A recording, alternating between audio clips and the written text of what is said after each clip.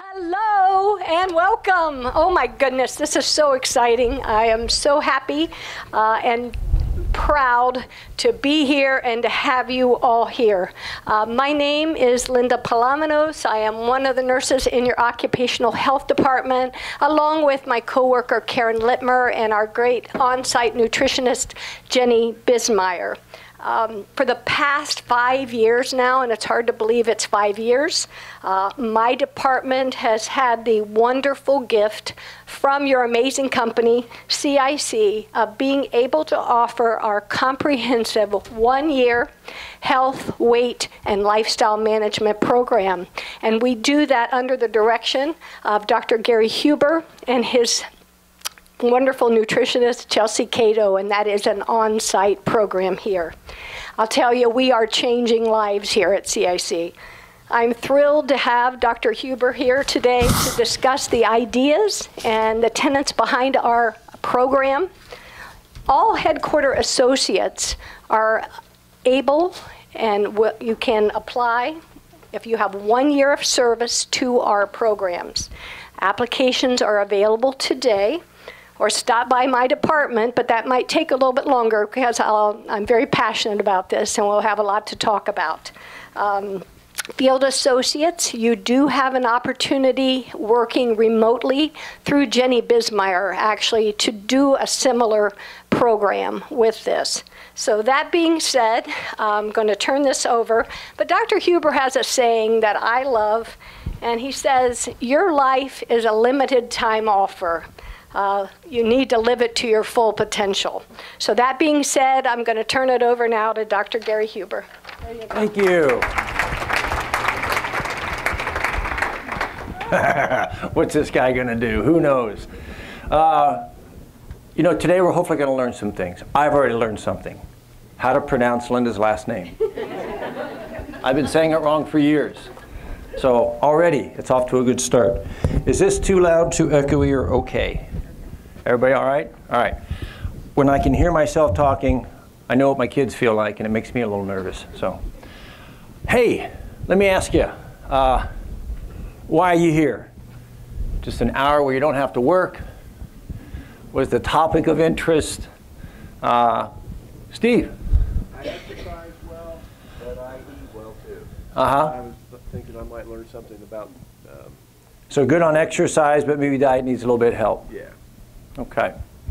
I want to tell you guys, I've had a lot of experience. I just met Steve for the first time. A lot of experience with Linda, a lot of experience here at Cincinnati Financial. And I mean this from the bottom of my heart. You guys are really lucky. I've worked with a lot of different companies. I've spent time in a lot of different corporate environments. I don't run into companies like Cincinnati Financial very often that extend this kind of resource to their employees. They really care. And that tigress over there will care so much it'll scare you a little bit. But that's good, okay? You guys got some really, really great resources. We're going to talk toward the end of this hour about kind of why we're here. We do have a program, our Virtuoso Wellness program, and we're going to invite you to engage if you're really interested in engaging. And hopefully I can share a little bit about that with you. The title out front said Ketogenic. Who here knows what a ketogenic diet is, or at least heard the word on the internet, right? Or you've seen it published somewhere? Who feels like they really understand it? Right? Everybody raise their hands, and now maybe 2 or 3 people. All right. So we're gonna dig into that a little bit. So what do you want? Why are you here? What are you going after? What do you want to leave this room with in an hour? Do you have any idea? A little more information on what? A little more information on the ketogenic diet? Yep. You're going to get a lot more than that, okay? Hopefully, in an hour when you leave here, you're going to leave here with a decision about what do you want to do with yourself? What do you want to do with your life? TikTok, right? Scott, time's going on, man. You're not going to get an email that says, tomorrow you're having a heart attack. There's no email like that. They just happen. Bad things just happen. Diabetes just happens. But it happens because of decisions we made for years, right? So when I ask, what do you want? I'm really going after, what do you want in your life? Where do you want to go? What do you want to accomplish?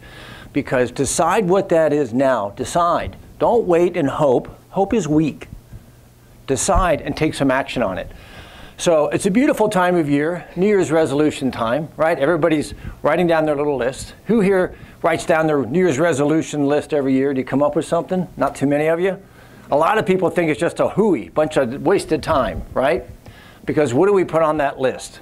It's a wish list, not a decision list for most people. And by that I mean, I hope I lose some weight. And these are the kind of things we come up with, right? Everybody wants to lose. I want to lose 20 pounds. But we don't give a plan. We don't give a timeline. We don't give any definition to it.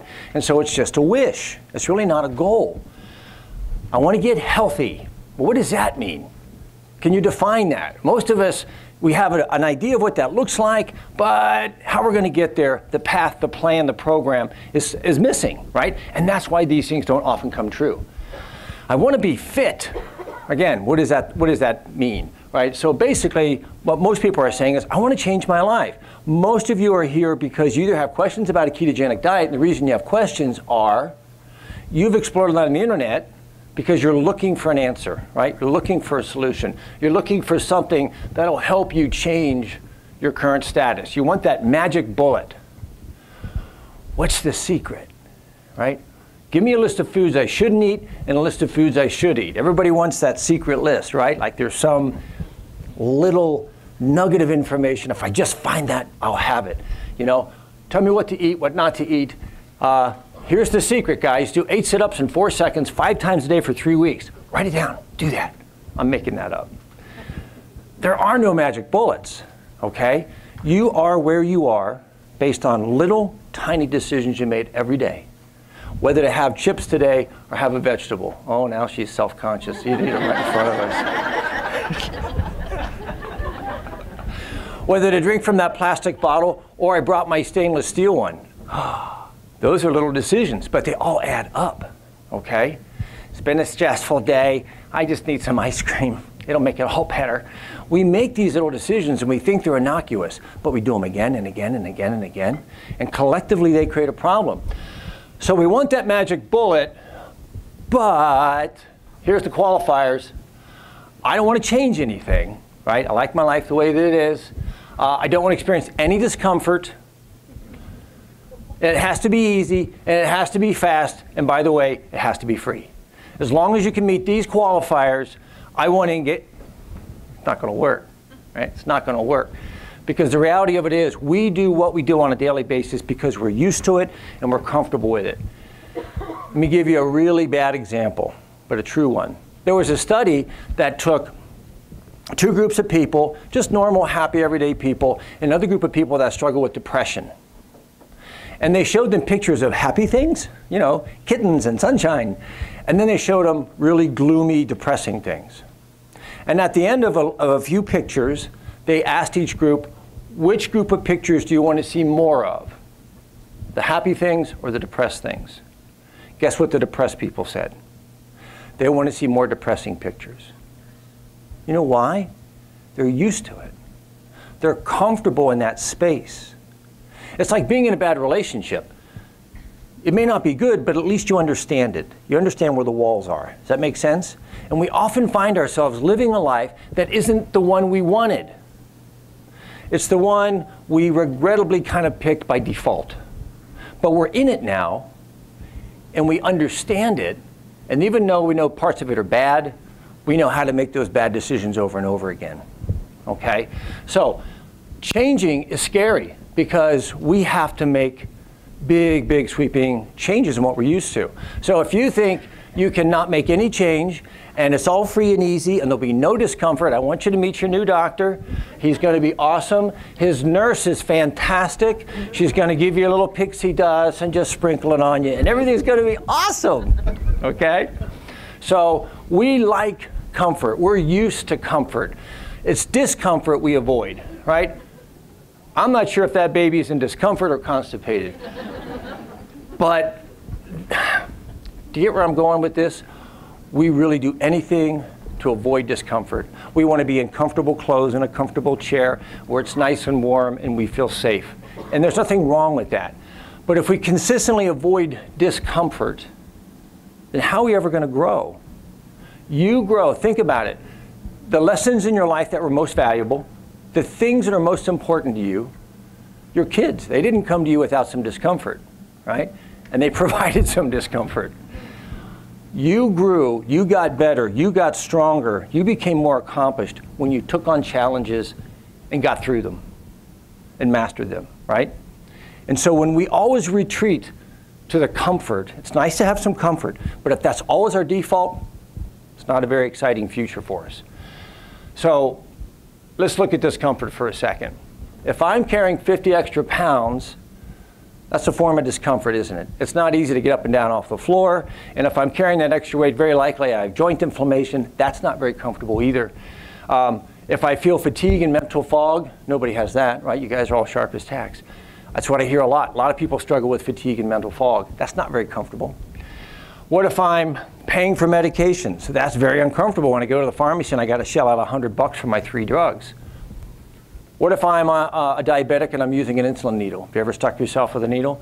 It's not terrible, but it's certainly not comfortable. And what if I have headaches on an ongoing basis? Most of these things we would all say are uncomfortable, and most of those things we chose to put in our lives based on the decisions we've made over the years. That's the reality. That's not nice and soft and cozy. You're not going to like me for saying that, but that's the reality of it. Things that we've done have created this level of discomfort. And you know what's different about this list of discomfort versus these things? When I talk to people about doing exercise, it's like, oh, I hate exercise. You get all sweaty and it's hard, and you know, I don't want to do it. It's uncomfortable for me.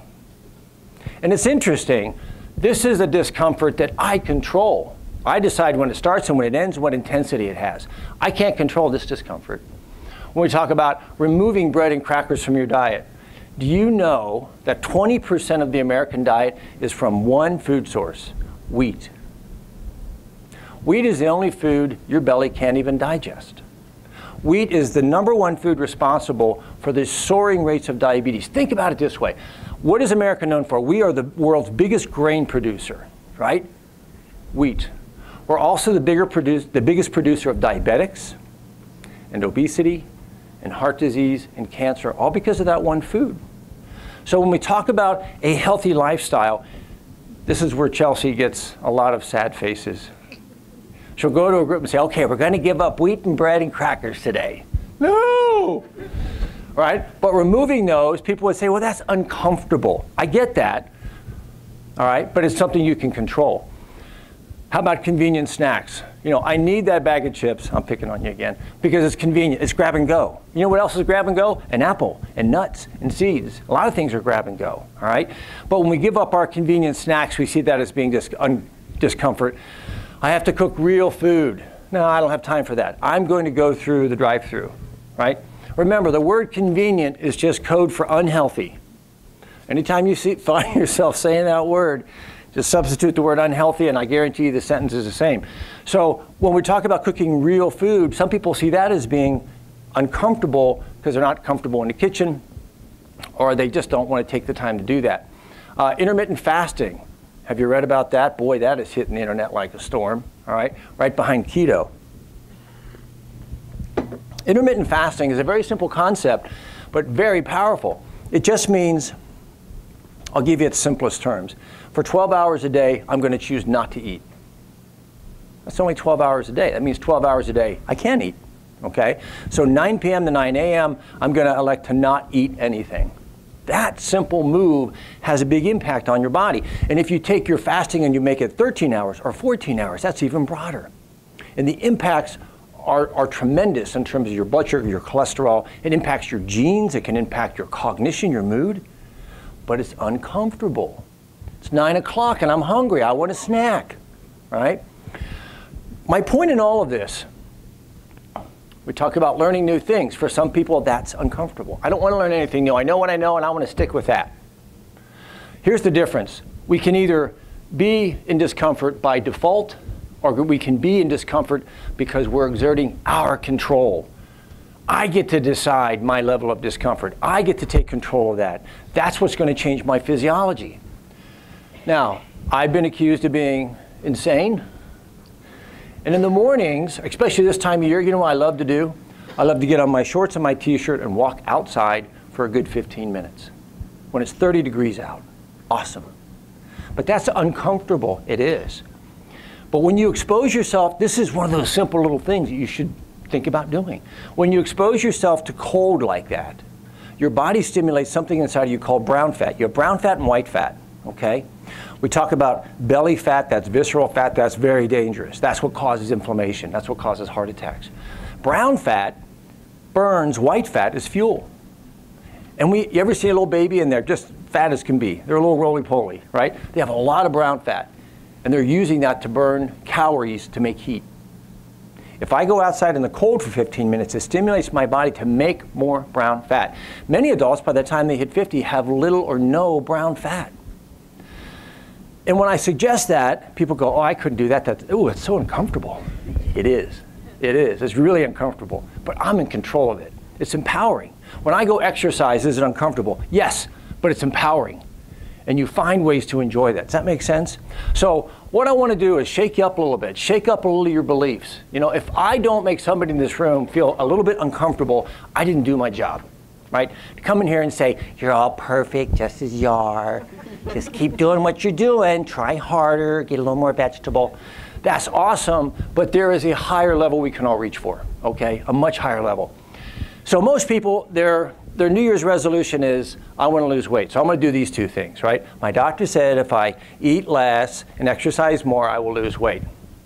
That is about the same as saying, I want to become a millionaire, so I'm going to buy a lottery ticket and hang out in Indian Hill. It's probably not going to work for you. There's a little more detail, all right?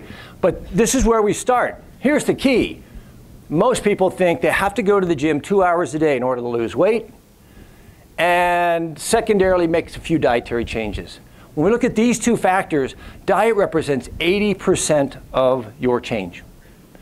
I know people, I bike with people, that they'll go out and bike 30, 40 miles with me with their big belly in tow. Like, how do you maintain that belly? You're biking all these miles.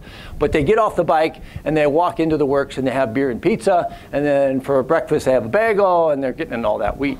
All right? So you can exercise wonderfully, but if your diet's not working, you can't out-exercise a bad diet.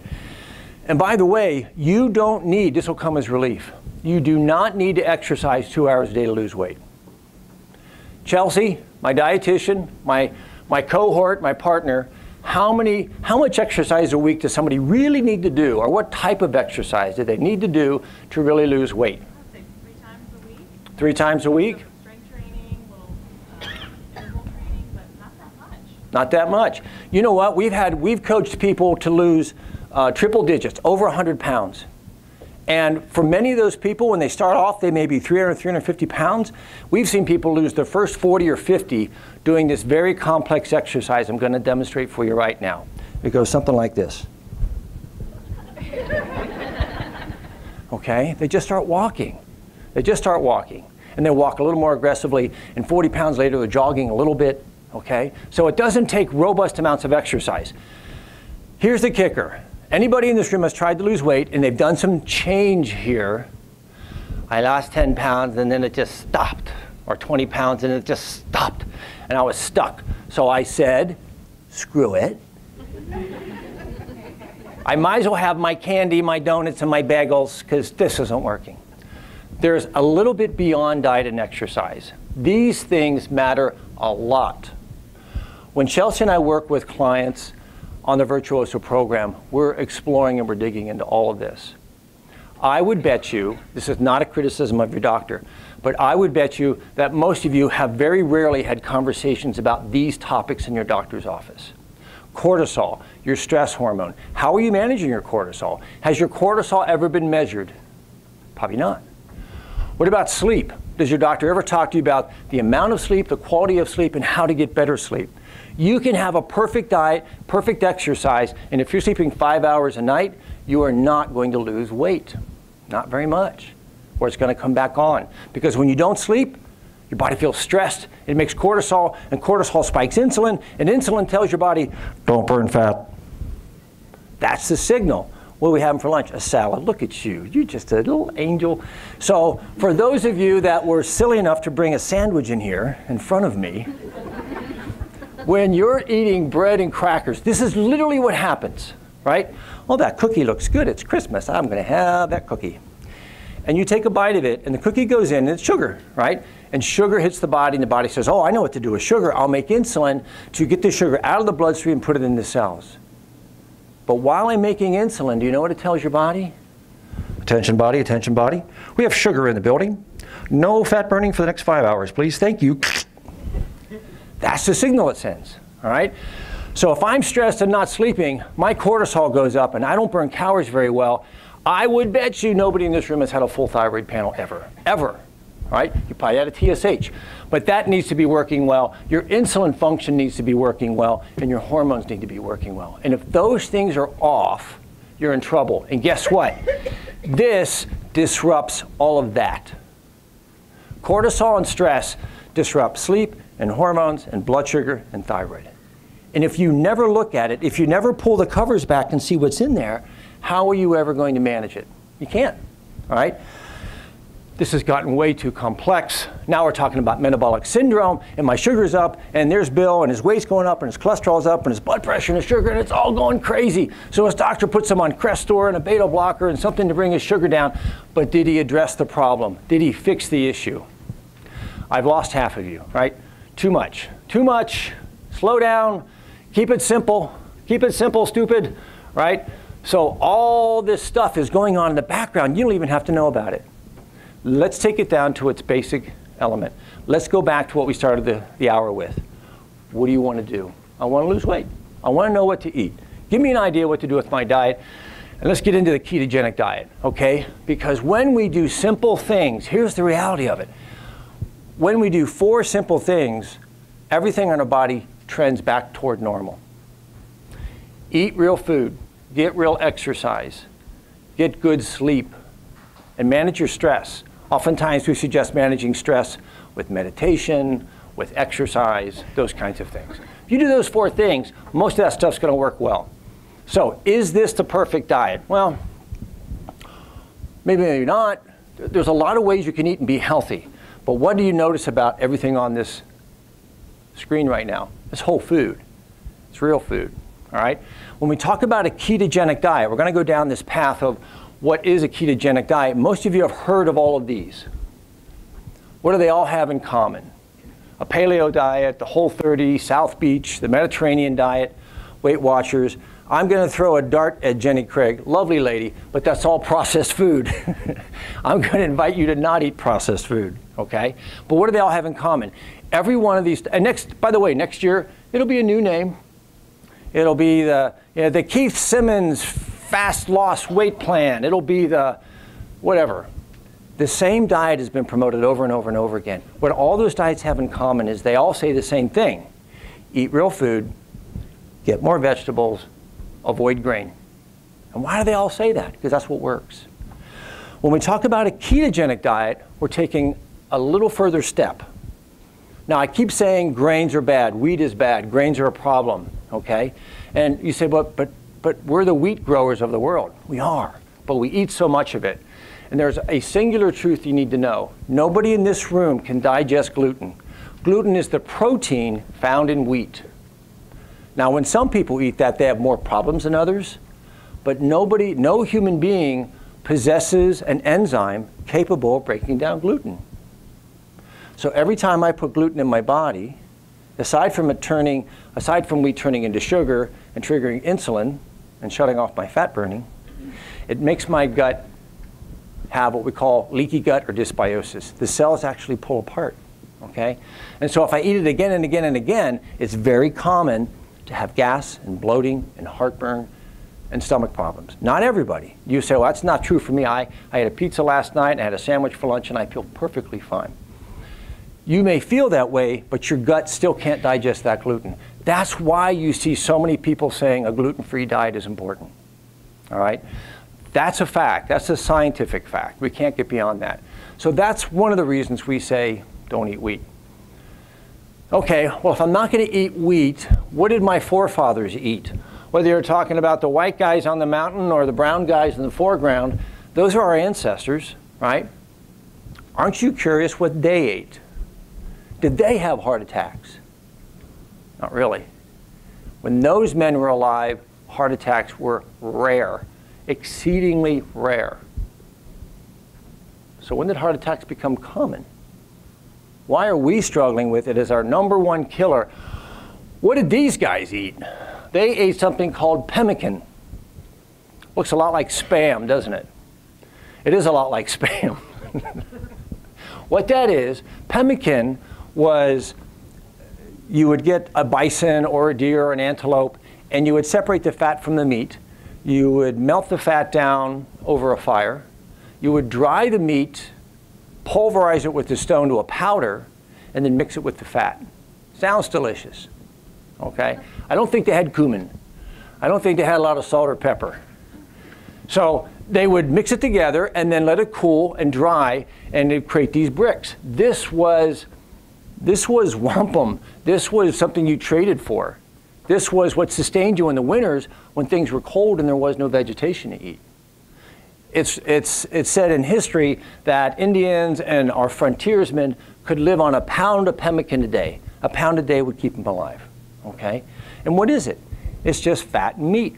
That's all it is. Well, wait a minute. Based on our modern day understanding, if I eat lots of fat, I'm gonna have a heart attack, right?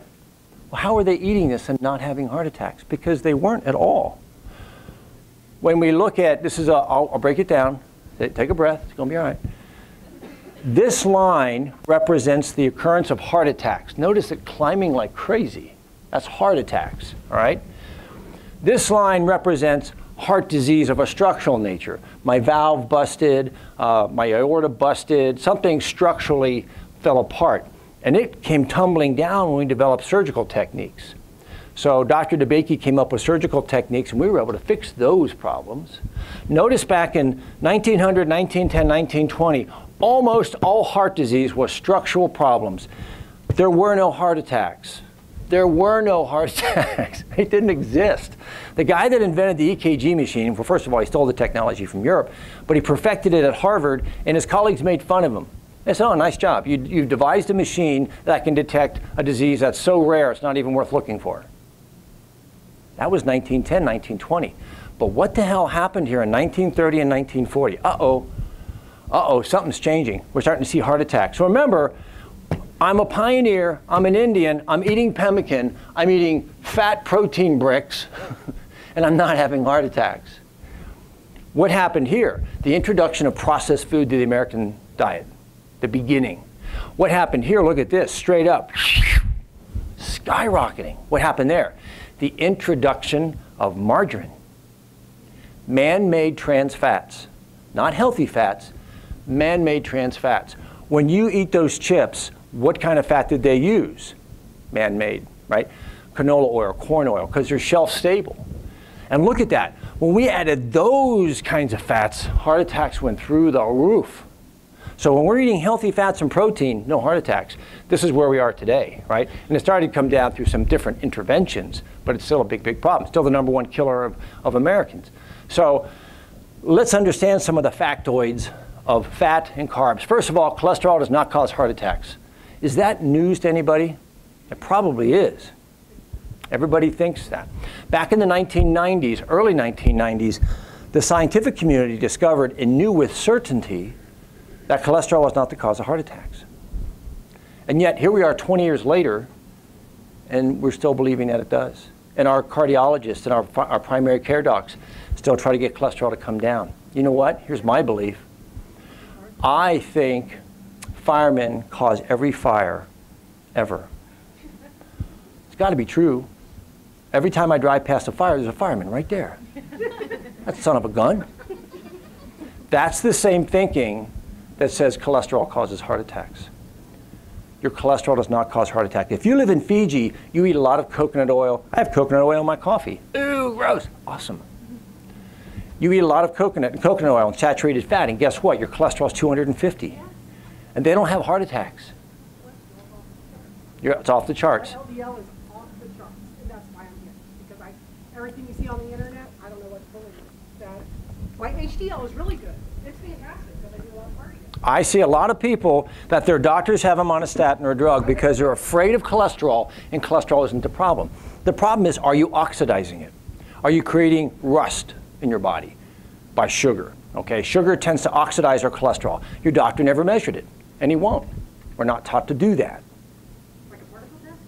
A particle test can be very helpful, but also an oxidized LDL test. We don't do that level of testing. But here's what you need to know. These are facts. I didn't think of these in my basement. I read articles. The majority of people that have a heart attack have a normal cholesterol level. Well, wait a minute. If the majority of people having heart attacks have a normal cholesterol, then how can cholesterol be the cause of heart attacks? It isn't. It's what you're doing to that cholesterol. Are you oxidizing it? Are you creating inflammation in your body? What's the biggest thing I could put in my mouth to create oxidation in my body? Carbs, wheat, crackers, bread, muffins, rolls, bagels, cereal, all those carbs. That's what oxidizes the system. It isn't the cholesterol. The cholesterol is just the fireman.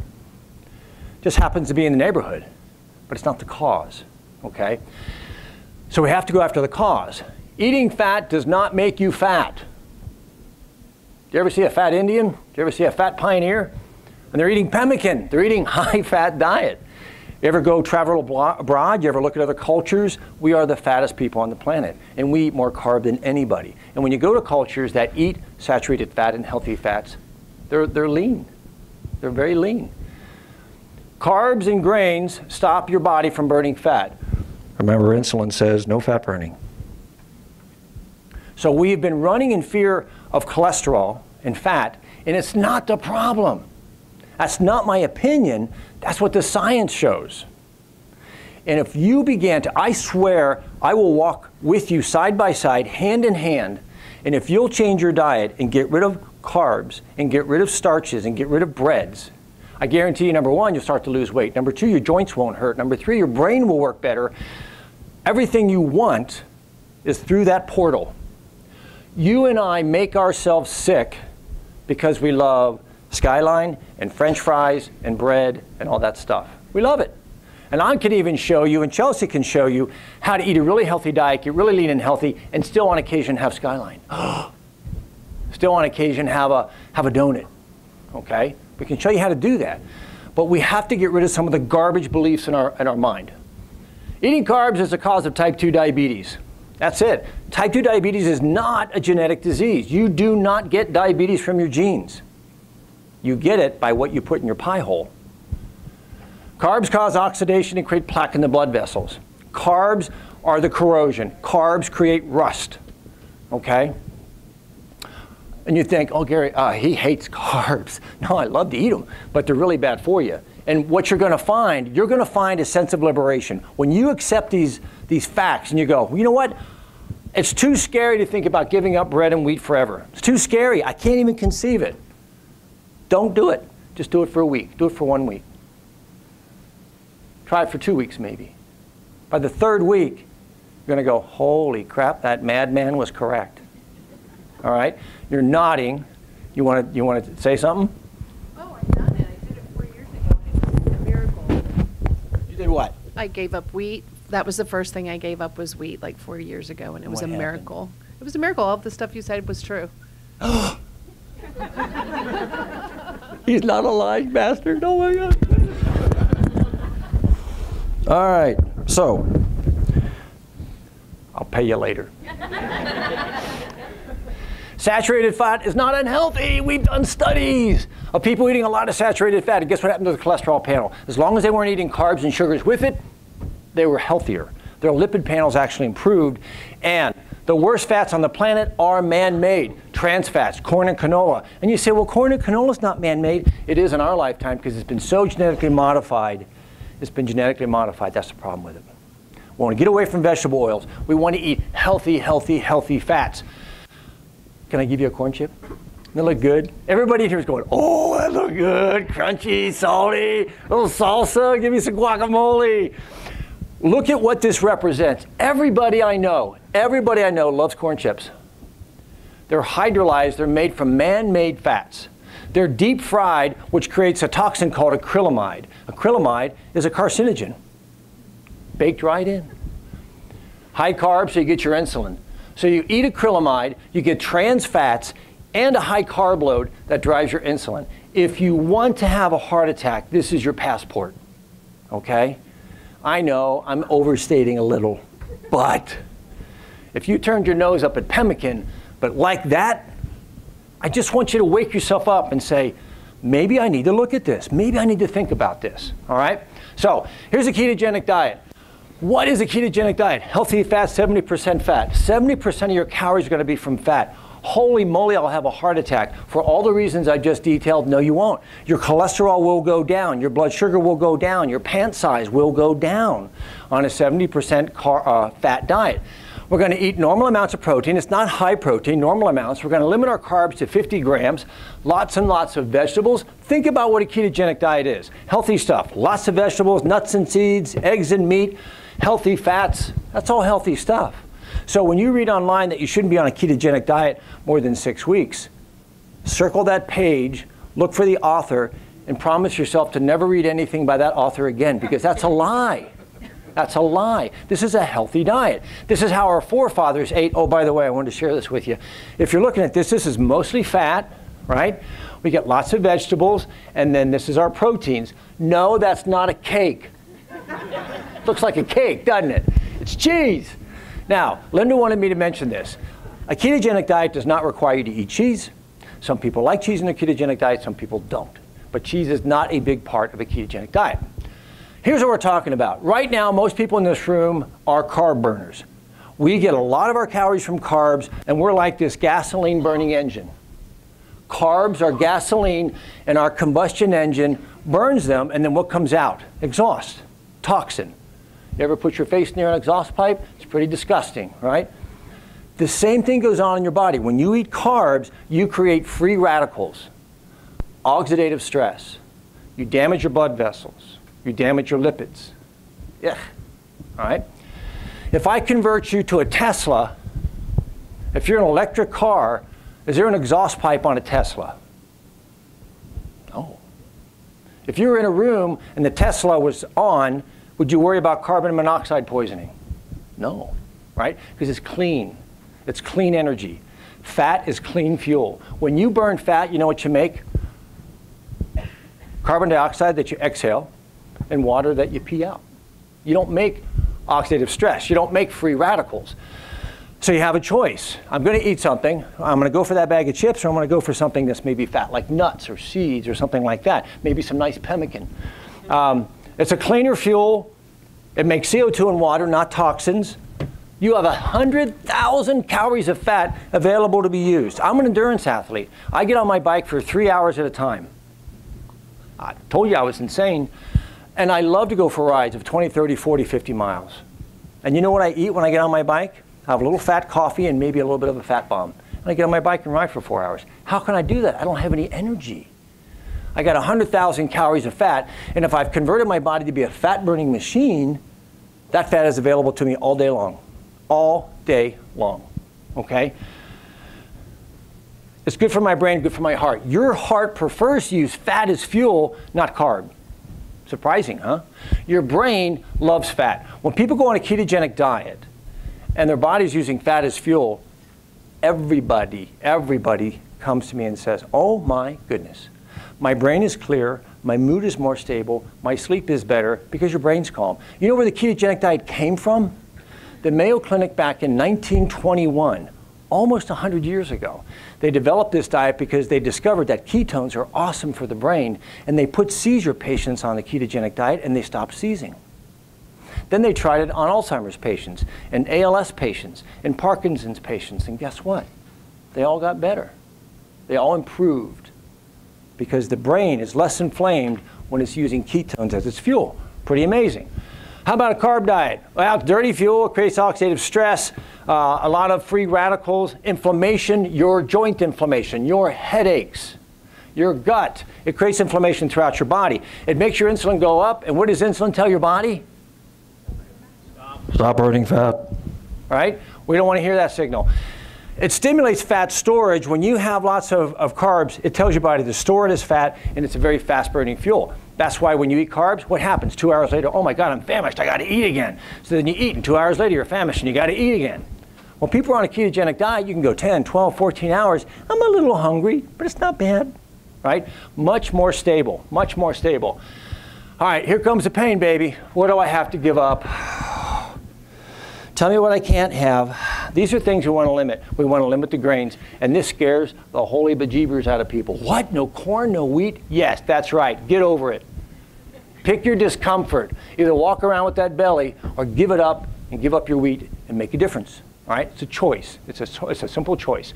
Potatoes and beans can be had but limited. Fruit can be had but limited. Wait a minute, fruit's healthy. Fruit is a high-carb affair, right?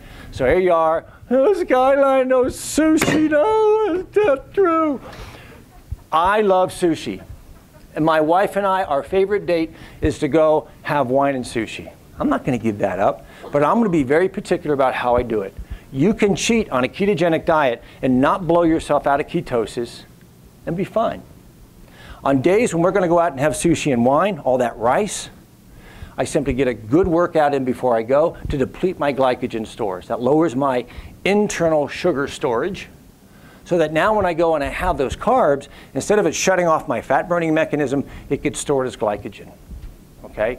And Chelsea will even tell you about a product called Carb Down, that if I'm going to go have birthday cake and ice cream, I can take this nutrient that blocks my digestion of carbs. I don't recommend that on a daily basis, but on your birthday, on a holiday, on occasion. So there are ways that you can still have these things occasionally, right, Chelsea? And we can guide you on how that's done. Because I got to tell you, I love Skyline chili. But I'm not having it on pasta anymore. I'm having my Skyline chili on spiralized zucchini noodles or on some other, so I get a nod there.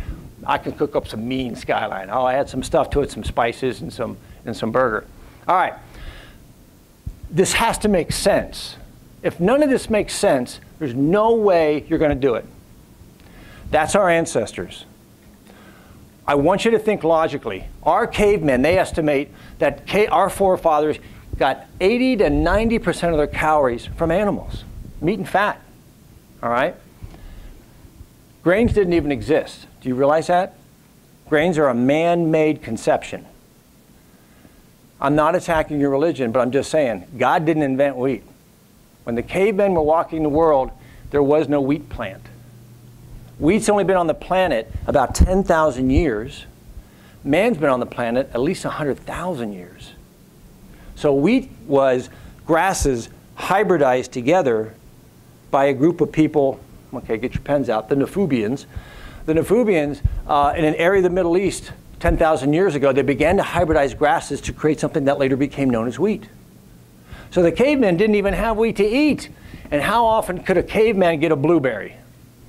2-3 weeks a year, right? Fruit wasn't abundant, but meat and fat was. So we look at that, and we realize that carbs are really kind of scarce and dirty fuel, and the caveman had to survive in nature, right? Short spurts of energy. He didn't run marathons, but he ran sprints to get away from that cat. That sounds a lot like high-intensity interval training. Huh, interesting, because that's often lumped in with a ketogenic diet. He had to go periods. Do you think he ate 3 square meals a day? No, sometimes there wasn't any food. That's called intermittent fasting. What do you think he did during the day when he wasn't running from cats? He was lifting stuff and getting firewood and rocks. That's resistance training. When we do those simple things in the modern age to our body, guess what? We're healthier, we're leaner, and our bodies burn fat more efficiently. Everybody says, I want to be a fat-burning machine. I'm giving you the recipe, all right? Autophagy, I'm not going to spend any time on that. But this is a process that when you fast for 12 hours, 13, 14 hours, or even 24 hours, your body goes, holy crap, there's no calories here. We better get more efficient. And it starts cleaning out broken mitochondria and broken cells and broken proteins and makes the body more efficient. We all want to be more efficient, right? So periods of fasting are very good for helping the body stay lean and active. We've talked about ketogenic. Ketone just means I take fat into the liver and I break them down into these little particles called ketones. That's all it is. Beta-hydroxybutyrate, acetoacetate. These are just fat being turned into little energy nuggets that I can use to run my body. That's all it is. Okay? Not too fancy, actually. You'll hear these terms, keto or paleo or Atkins. They have some overlap. The overlap is no grains, but they differ a little bit in how much fat or how much protein. And that's really not important. we have been, for years, teaching people how to eat a paleo diet. A ketogenic diet is just a subtle step that says, I'm going to get now more fat intentionally, and I'm really going to begin to cut back on the carbs. We even cut back on apples and bananas and melon and fruit, okay? It's a subtle shift. You can't do the ketogenic diet unless you want to. I'm never going to twist your arm. I'm never going to make somebody do a ketogenic diet. You have to want to be there, okay? It's not hard. We can teach how to be paleo, and then if you want to make that extra step to keto, I promise you there are rewards to be had, but you have to want to do it. Nobody can cajole you or push you in that direction. So here's some of the myths. Now's the time for any questions you have. But eating fat makes you fat. Wrong. Fat causes heart attacks. Nope. We know that when you are able to burn fat efficiently like a Tesla, right, different fuel source, you burn away your cholesterol. If you went on a ketogenic diet, your LDL cholesterol would drop, your triglycerides would drop, your blood sugar would drop. Why? Because your body's using that fat as fuel. Makes sense, doesn't it? Makes sense. Ketogenic is a high protein diet. No, it's not. It's a normal protein diet. There are no vegetables on a ketogenic diet. 5 to 6 servings of vegetable a day is what we want you to get in. Whoops. I got a trigger thumb. This is just a new fad diet. I've already hit that. It was developed in 1921 at the Mayo Clinic. It's not a fad and it's not new. It's been around for a long, long time. I can't make one mistake, it'll ruin everything I've done. Wrong. At Christmas, I went to my in-laws. I exercised hard the morning before. I was deeply into a ketogenic diet. I was measuring my ketones, and I didn't intend to do this, but I messed up. I saw those sweet potatoes, and I went, oh, just a little. I saw that gluten-free bread, and I went, oh, 1 slice won't hurt. And then came dessert. And my father-in-law, a beautiful man, makes this butterscotch pie, and I said, just, you know, what do you say? Give me a small piece. And as that pie was headed my way, my wife went, bam, with a piece of cheesecake. And I went, ate it all. All right, it's a holiday, it's not going to worry about it. I got home the next day, went for a workout, checked my ketones. I was still in ketosis. How did I pull that off? You're not going to be able to pull that off when you first get into a ketogenic diet. But if you've been doing ketogenic for a while and your body is adept at burning fats and you worked out beforehand, I didn't have to not have my treats. Now, do you think I had cheesecake the next weekend? No. All right? It's an occasional treat. You don't have to eat cheese, and you don't have to be OCD, compulsive, obsessive to do this. You don't. You don't. But you have to be wanting and willing and able to make some simple changes. So the essence of longevity, we all want to live long. Unfortunately, we're going to, some people live long and achy and tired and irritable and nasty, right? We want to live long, but we want to be in good health. The whole idea is to eat as few calories as possible. Every time you put food in your belly, you're creating digestion, and that can create some degree of inflammation, even if it's not wheat. So periods of fasting are awesome. It keeps your insulin under control. And actually the beauty of a ketogenic diet is it reduces your appetite. When you're burning fat, you don't get up and down swings. Your appetite is really kind of cool and groovy. You start noticing, oh, I'm a little hungry. I could eat, but I could wait an hour if I need to. So you don't have those same triggers where I'm famished, I have to have a donut. Okay? So you're not as likely to drop into those bad calorie selections. I want to begin wrapping it up. This is just talking about ghrelin. Ghrelin is, when you start to get hungry, ghrelin is a chemical you make in your body. It's one of your good hormones. But ghrelin begins to rise and it says, you're hungry, you're hungry, you're hungry. Okay? It's okay to be a little hungry. In America, I think it's illegal. I don't think you're allowed to be hungry. As soon as somebody senses you're hungry, they bring you a big gulp and a sandwich. All right? It's okay to be a little hungry. It's good for you. This is what happens when you're hungry. You increase something in your brain called BDNF. That makes your brain sharper.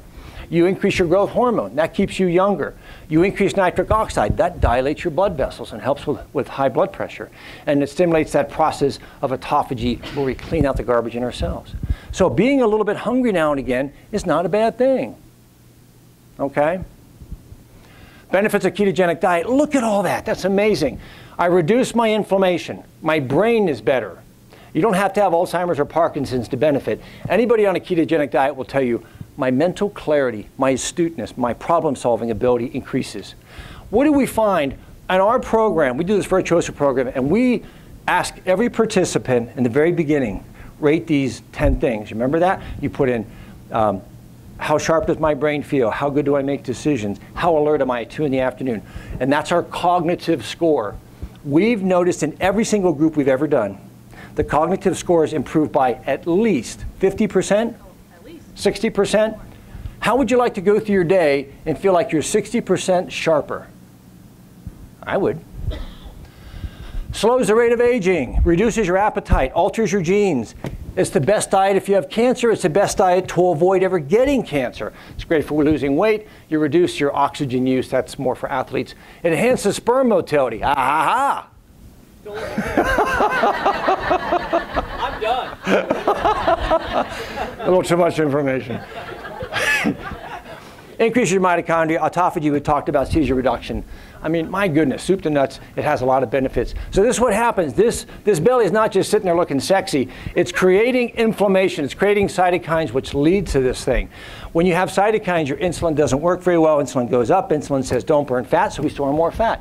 If we're carrying more fat, it's generating chemicals that create vascular corrosion. It isn't cholesterol. It's what we're doing to the cholesterol and what we're doing to the blood vessels. I want to point this out. Look at fruit. Fruit's lovely, but this is how many carbs. This is fat, protein, carb. Look at how many carbs are in fruit. Look at how many carbs are in vegetables. Ah, very different.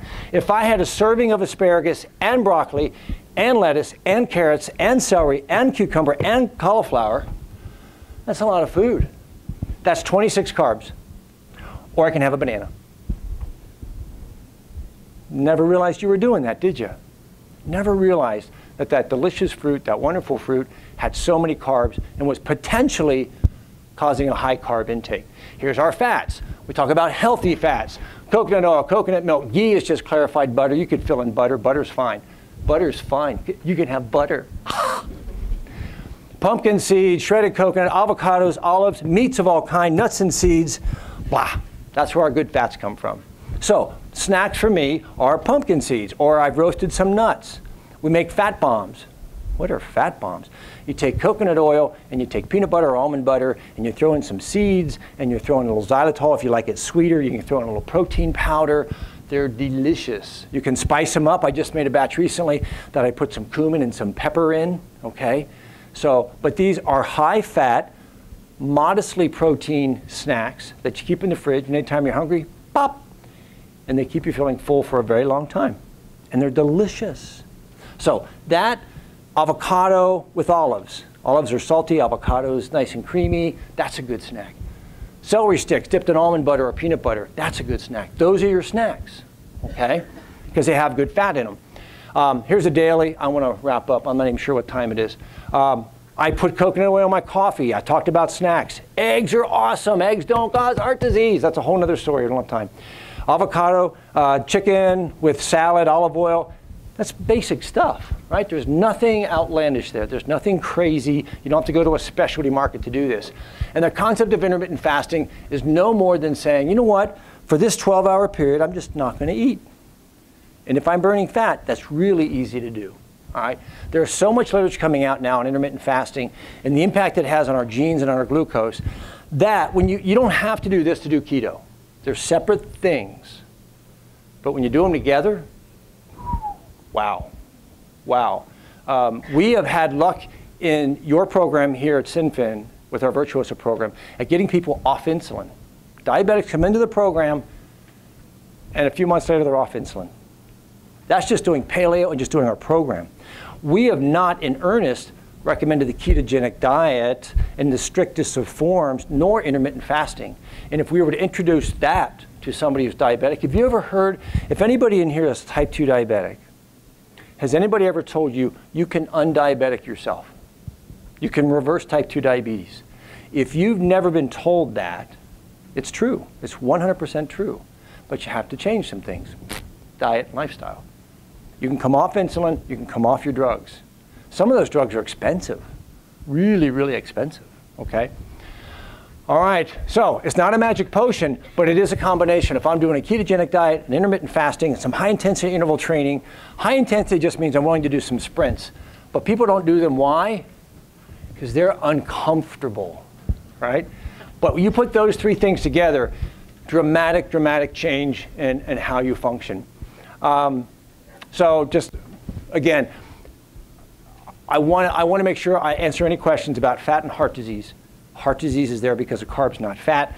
And we know that anybody does a ketogenic diet, they lower their glucose, they lower their CRP, they lower their fat, they lose weight. And here's the 3 C's. He looks very comfortable.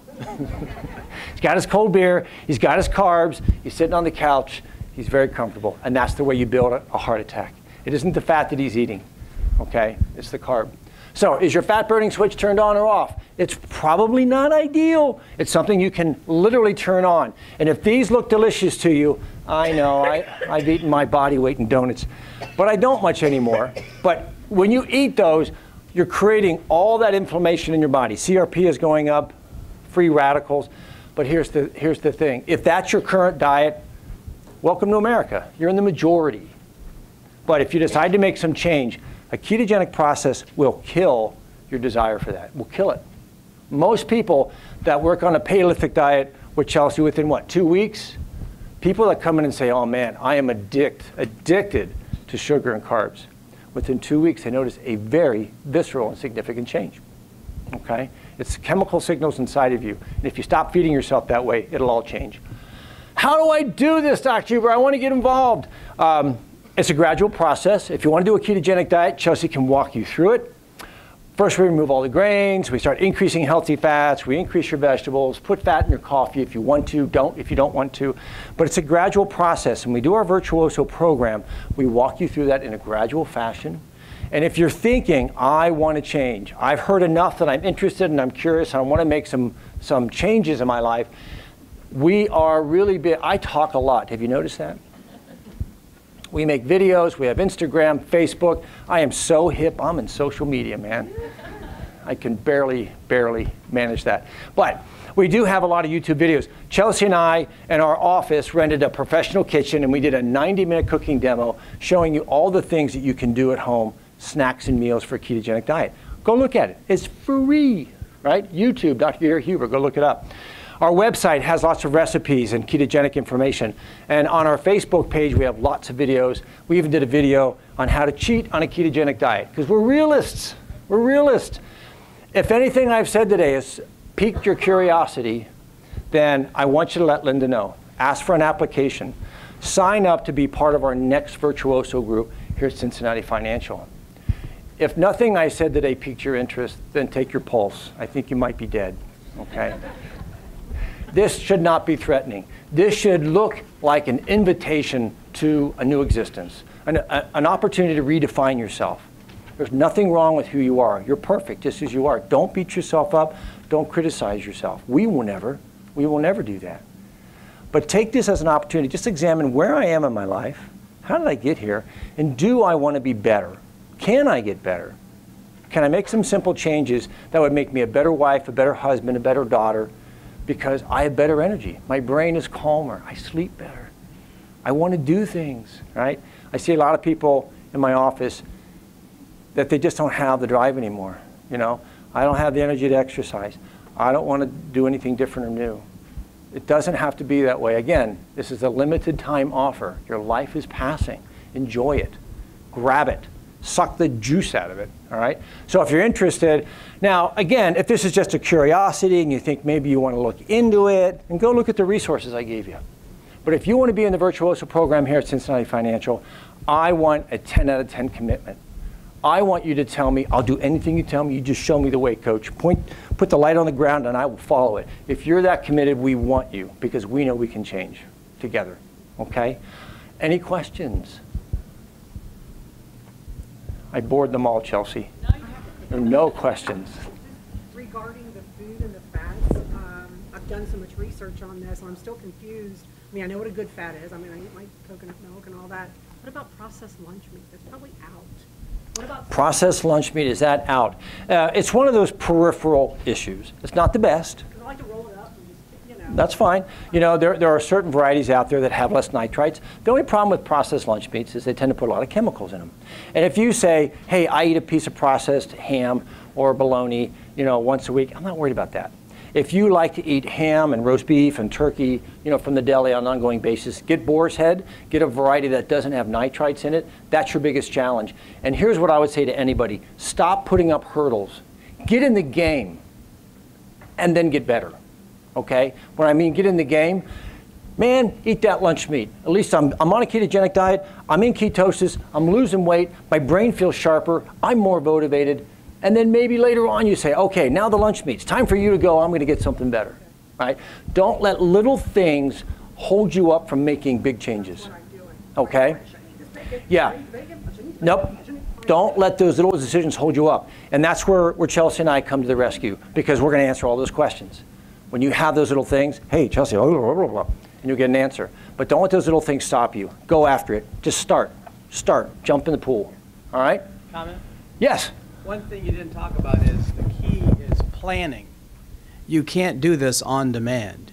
On Saturday and Sunday, you have to plan the week. That's how you taught us. And if you do it, you know, you go to the grocery store, you buy your stuff, you cook your food, and on Monday, you're all set to go. But if you try to do it on demand, you'll fail. You'll go for the bagel or the bad stuff. Yep. But you got to spend the weekend planning for the week ahead. Scott is right on target. So my analogy to that is anybody in this room could drive to Des Moines, Iowa, right?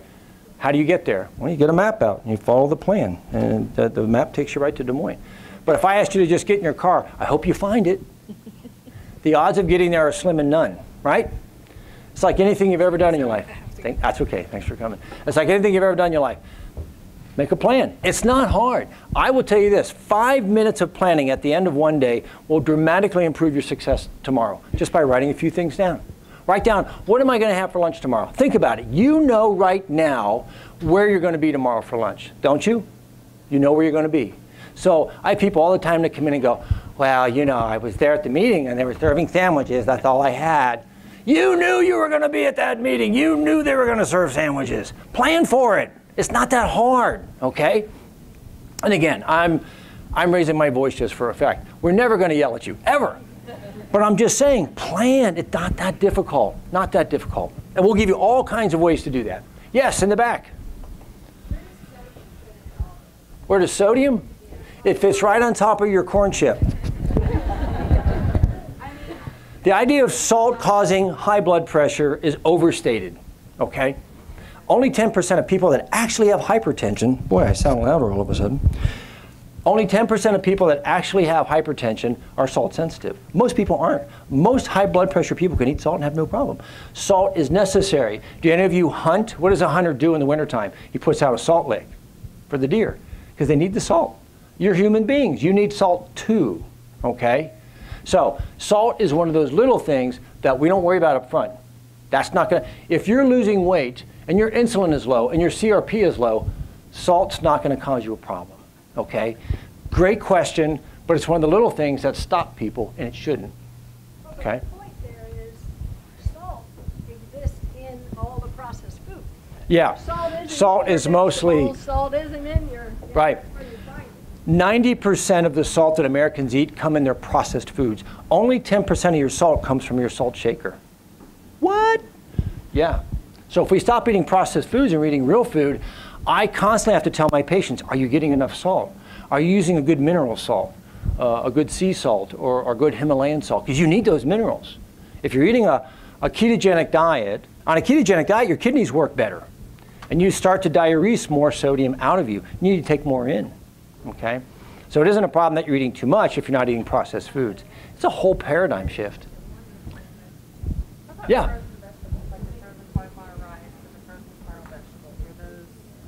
So frozen vegetables, again, I'm going to put it this way. Get in the game. Any vegetable, canned, frozen, or fresh. Get in the game. Now, I'm in the game and I'm having some success. What can I tweak next? Maybe I try to get more fresh and no canned, but I keep my frozen. Okay, so frozen vegetables are not a deal breaker. And if that's the best thing that works for you, game on, sister. Chelsea will give you 100 ways to cook a meal in 5 minutes. And sometimes that's a matter of taking frozen vegetables, dumping them in a crock pot, quart of bouillon, hit on, and walk away, right? And come back and you've got a meal. So frozen vegetables, game on. Just get in the game, get started. Yeah? 2 questions. How often is it recommended to do longer duration fasts? And then the second is, how do you know when you're in ketosis? How often should you do long duration fast? Do you fast before? Yeah, I've experimented with intermittent. Okay. I've not done like That becomes a great question. There are people that do a 2 or 3 day fast. You can do that. I don't typically recommend it. I think a 24-hour fast, at least for somebody just getting initiated, is as long as I would ever recommend. I don't do a 24-hour fast. I'm a pansy. But I will do a 12, 13, 14, 15-hour fast on a regular, almost daily basis. And it's okay if you only do it 3 or 4 days a week. You can take a couple days off. That's okay. All right. When you get into 2 and 3 day fast, you better be in really good shape. You better make sure your hydration is on target. There needs to be a conversation about how to do that. That's not required to find success. Okay. Just start with the intermittent fasting. That's a great place to start. And the other question was, how do you know if you're in ketosis? Well, there's 3 or 4 ways. Number 1, somebody says, oh my God, I'm losing weight, my brain is sharp, my energy is good. You're in ketosis. You don't have to measure.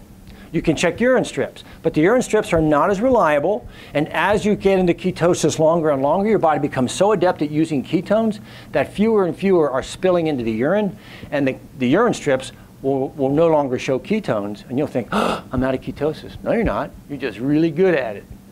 And the best way is a blood spot. Little device, $30 device, prick your finger, drop of blood, bink, gives you a reading. Okay? Those are the best ways. There is a blow device. I bought one, I tried one. I'm not sure it's entirely accurate. Not a big fan of the Ketonics breathalyzer. Okay? Anybody else? Looks like I'm being ushered out of here. Yes? Is the keto flu a real thing? For uninformed people, yes. Notice I said uninformed people. It won't happen to you, okay? Because when you do this with us, we're going to give you good guidance. Here's the difference. I'm used to burning carbs, and in 2 days, I'm going to go, okay, full-on ketosis. Ouch. My body's not ready to burn fat. Your cells have an innate ability to burn fat as fuel, but you have to give them time to adapt. 2, 3, 4 weeks. That's what Chelsea walks you through. And if you give yourself time to adapt, no problem. But if you are used to burning carbs, and all of a sudden you go, no carbs for you, the cells go into shock. That's what the keto flu is. I get a headache, I feel weak, my stomach's upset, I feel crappy. I can't do it. I can't do the keto diet. You can, but you want to ease into it. Okay? All right. Anybody else? I hope it was helpful. What? Come on up and...